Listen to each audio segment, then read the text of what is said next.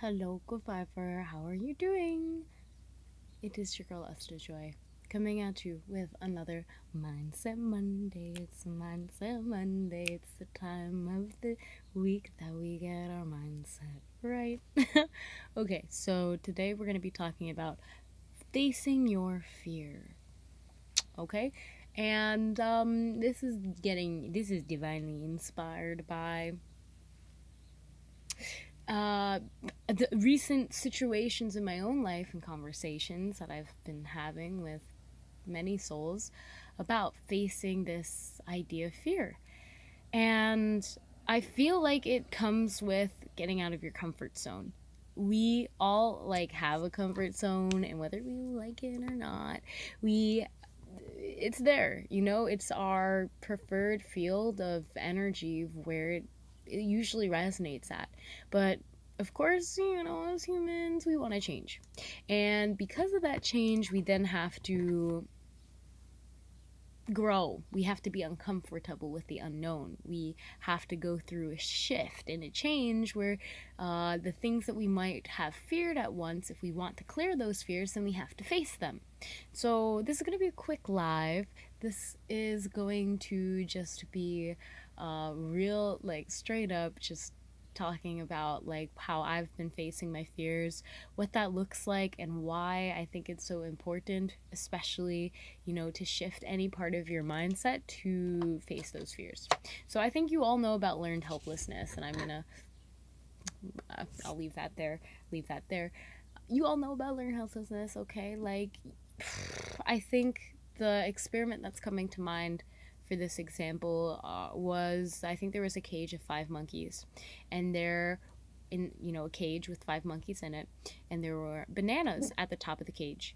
And what had happened is every time a monkey tried to get a banana, I believe that all of the monkeys received an electrical shock. So eventually the monkeys would beat down any of the monkeys that tried to get a banana, so the group wouldn't get shocked. Then they started to replace the monkey one by one. So a new monkey came in, old monkey went out, and the new monkey, without realizing, tried to get the bananas. Before they could even get it, all the other monkeys beat them down. Slowly they replaced each monkey until every single monkey was new and never actually got electrical shock, but they continued to beat each other down. And this is just an example of learned helplessness, how we kind of do things without maybe even realizing where they're coming from sometimes. And yeah, the Matrix, we're all kind of programmed, especially from a young age, to pick up from our parents' kind of fears.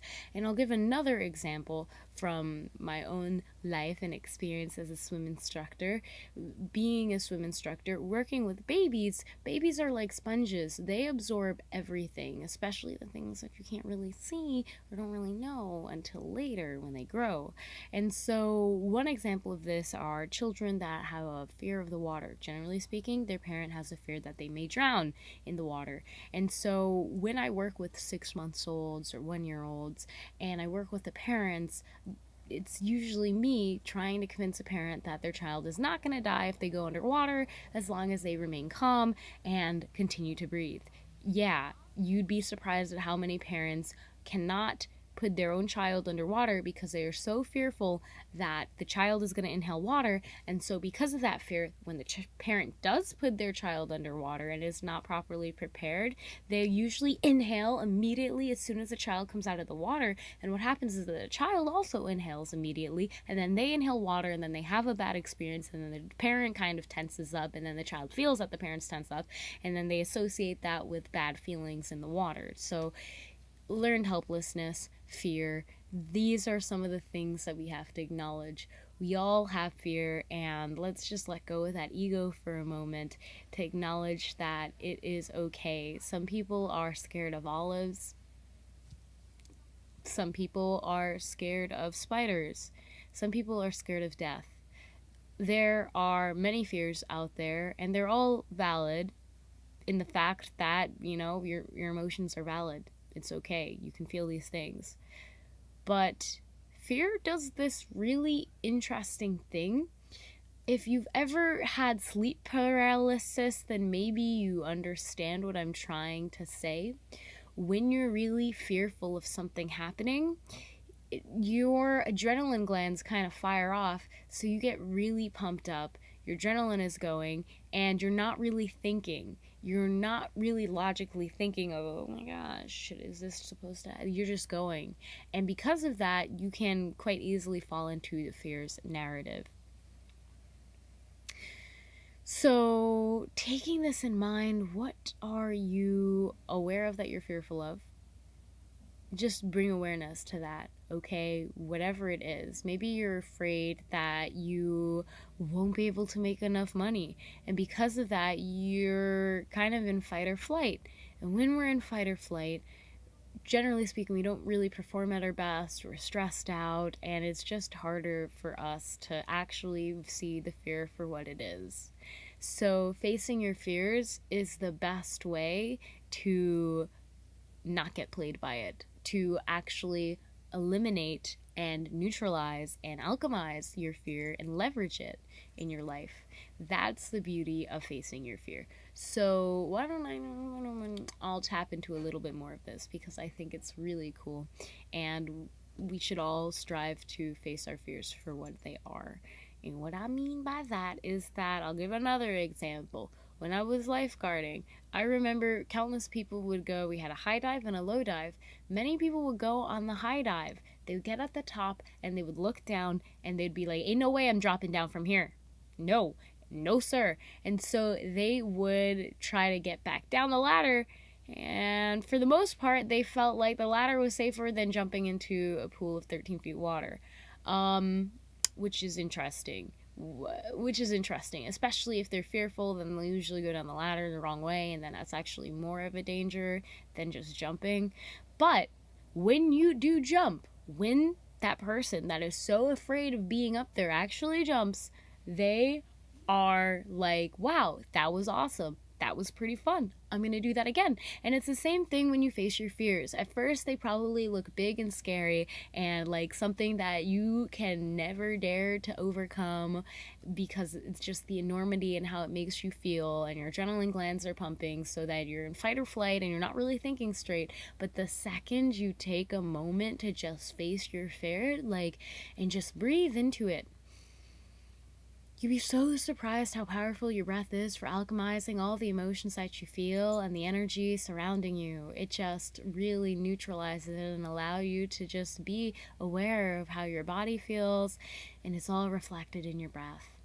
And when you do this and you look at your fear, by the way, breath also regulates your hormones, and it can help calm those adrenaline glands down so you're not in fight or flight mode, and you can remind yourself that you are safe. You see your fear for what it is, and you realize that, okay, I understand why I felt this way, but I don't have to feel this way anymore, and you can grow. What's good, Raymond? What's good? So I want to talk a little bit about what facing my fear has looked like for me, hopefully to inspire you, and also shift our mindset as we continue throughout the week so that we can see our fear as fuel to know what we're here to transmute.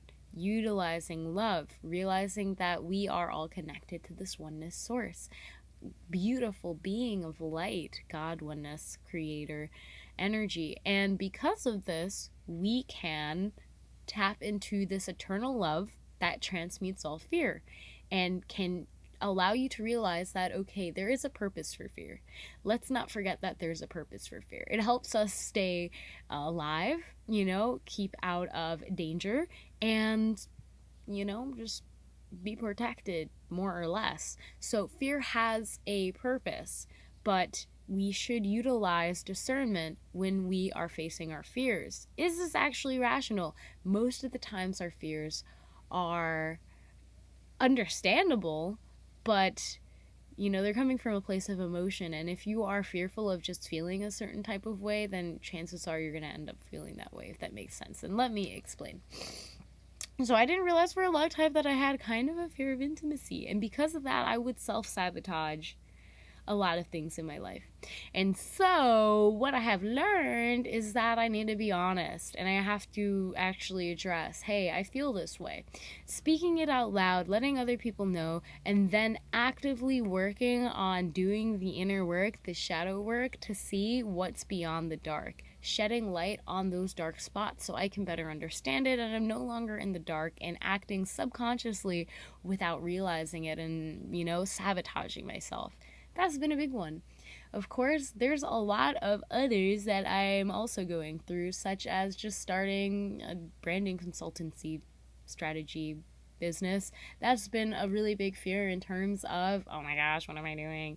And another part of me realizes that yes, you can transmute this fear with love, realizing and acknowledging that fear does have a purpose and a place, honoring that place and purpose, and then breathing into it and allowing it to become this aspect of love that allows you to appreciate what you are experiencing, how it even may feel, and ultimately transmuting it so that you can transcend it. I honestly had such a big fear around meeting people from the internet because of all the bad things that could happen, but I'm realizing again, transmuting that into love, trusting source, which is the whole reason I'm alive and here. Like, I'm only here because God made me here for a mission, and I'm here to carry through that mission, and that's a purpose. That's my life's purpose. And I will be alive for as long as that mission, is to be fulfilled. So, in a way, it helped me not fear what may happen, what may come my way, or how I may die, because it's all ultimately going to go how it's supposed to go. And I can trust in that, and I can lean into this unconditional love, knowing that it's going to be okay. This, I think, has been the biggest factor in allowing me to first off quit my job, because I was so fearful that I was literally going to be homeless. I don't know why. I thought I was going to live in a cardboard box. I was preparing myself to live in a cardboard box, and I was like, I'm going to drop out of school because I can't pay for it, and all of these things. But I was so fearful to quit my job because of these thoughts, and because I thought I would never be able to make it on my own if I didn't work for somebody else, doing something that I didn't really particularly wasn't super duper passionate about. I mean, I'm still really passionate about teaching swimming, so maybe that's a lie. I really like swimming, but really wasn't what I'm here to do for the long term. At least it's not the main thing I'm here to do, I should say. And there was a lot of fear surrounding that. And I think as I continued to lean into this unconditional love and realize I have a purpose for my life, and a part of this purpose is to feel into this fear and transmute it from a loving space, the more I was able to do that. Now, there's so much going on in the world. It's pretty chaotic all the time. So being able to face your fears is something that I think is becoming more of a necessity, something that you need to do, because it just kind of is.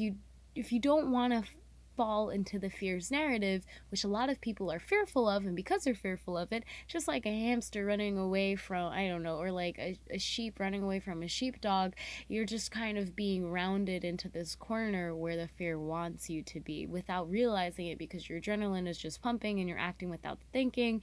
And then when you realize, you're facing your fears. So you're gonna have to face your fears whether you want to or not. So you might as well get used to them and really start embracing how they make you feel. Yeah, the uncomfy, icky feeling that fear brings, that makes you want to run away and crawl in a circle and hide and go in your safe place. You're gonna have to get used to that fear. You're gonna have to get used to coming out of your not so safe place and realizing that it's actually not so dangerous after all. And with that being said, have discernment, practice discernment when it comes to facing your fears. What is it that you're afraid of and why? And really talk to yourself, tap into your heart. What's going on there? And be aware. I think a lot of us have you could say a fear of detachment. We are human beings, so we live in a human body, and our spirit is the being that resides within it. And I think that, for some of us, we could be afraid of that detachment from our body because we won't be in control of it. And humans, I guess we feel comfy when we're in control of things. And so let's see if we can acknowledge where this fear is coming from, and also acknowledge God, source, oneness in the process. The more we can direct our fear to God, honestly, the better off you'll be. And like, you can read Bible verses about it, but like, here's why. When you direct your fear to God, you are transmuting your fear. You're taking all of the worldly troubles, the worldly things that we as humans seem to worry about, be it death or scarcity or some other kind of limited belief that we've learned along the way. And when we acknowledge this fear, we can transmute it. We can see it that, okay, well, I feel this way, but I was also made a divine being from source with a purpose. I believe that there's a purpose to me feeling this way, but I'm going to direct that fear to God because God is love. And when you transmute that fear into love, you realize that all that fear was just making sure that you were protected and okay. You can allow yourself to forgive and kind of let live. You know, you're only going to be here so long, so enjoy it. I think that fear is one of the biggest paralyzing energies that keep you from really tapping into your greatness. And I get it. I'm a little afraid of my full potential as well. But I take that fear, and the more I direct it to God, the more I actually just trust and free fall and allow whatever comes my way to come. And I don't have to fear anything. I don't fear demons. I don't fear like bad things happening to me. I know that everything has a time and a purpose and a place, and it allows me to just flow with life a little bit more. Whereas in the past, before I really fully was doing the work to transmute this fear, I was afraid to live. I was afraid to go outside of my house, make friends, like talk about these things, speak my mind. All of these things I was afraid of. And the more I tapped into trusting that, hey, I'm here for a purpose, and I can trust that, yeah, it's okay for me to feel those feelings in the moment, but ultimately directing them to God allowed me to see, like, wow, there is a purpose for fear. God just wants to make sure I'm on the right direction and path, and I can trust in them more. And all of that fear is transmuted into love. And it becomes so much easier to live life when you realize the good and the bad's going to happen. The things that you are loving and the things that you may be fearful of are going to come up in your life. And you can trust and surrender that it's all going to be okay, because it really is going to be okay. And I know I could say it over and over again, hey guys, it's going to be okay. Whatever you're fearing in life, it's valid. But you can take that fear, acknowledge that emotion, and see, am I coming from a place of fight or flight where I feel like I have to do everything myself? Or am I coming from a place of trusting in the unconditional loving source that created me and brought me here for a reason and is literally breathing life into me, and I can trust in that. I can trust that my life is here for, I have a purpose, and that even these emotions of fear have a purpose, and I can honor that without running away from it, because when you run away from fear, you're honestly just running towards the fear without realizing it, and it becomes a stumbling block. We want to consciously walk to the fear, see it in its face, say, thank you, I honor you, I see you for what you are, I love you, and watch it transform your life. Because a lot of the times the things that we're fearful of, may it be our highest potential or whatever it is, you know, I'm afraid to talk to people, but I love people, and I realize that that's a big part of my mission. And because of that, I've acknowledged that fear, I've honored it, and it's actually helped me connect with others that may feel that way and relate to them and further connect with people on a deeper level. So acknowledging your fears is powerful. You're not alone with what you may be afraid of. I think we all can say that we're a little afraid of our highest potential because it's something mind-blowing, and I don't know about you, but I don't know how we're gonna get there, but we are gonna get there. And it all starts with acknowledging the fear that we feel. If we never acknowledge the fear that we feel, then we're gonna keep playing in the fear's narrative. And I've seen it happen in my life, in other people's lives, without us realizing that it's happening. So first thing we're gonna do is face your fears this week, okay? Whatever it is, really whatever it is. I know Oh my gosh, there's so many, and it could be as small as I'm afraid of going to the gym because I don't want people judging me, to as big as I'm afraid to quitting my job and starting something that I'm really truly passionate about because I don't know what my plan is. Not that I'm advising that because I don't know, I don't want to get sued or anything, but hey, trust in God and do what you know you're here to do. And when those feelings arise, allow yourself to look them in the eyes and say, thank you. I see you, I acknowledge you, and I'm ready to change. I'm ready to transform. I'm ready to love you for what you are and to see that energy become something that is going to help me instead of hurt me. So that's what we're here for. I hope that you face your fears. I'll see you in the next video. God bless and namaste.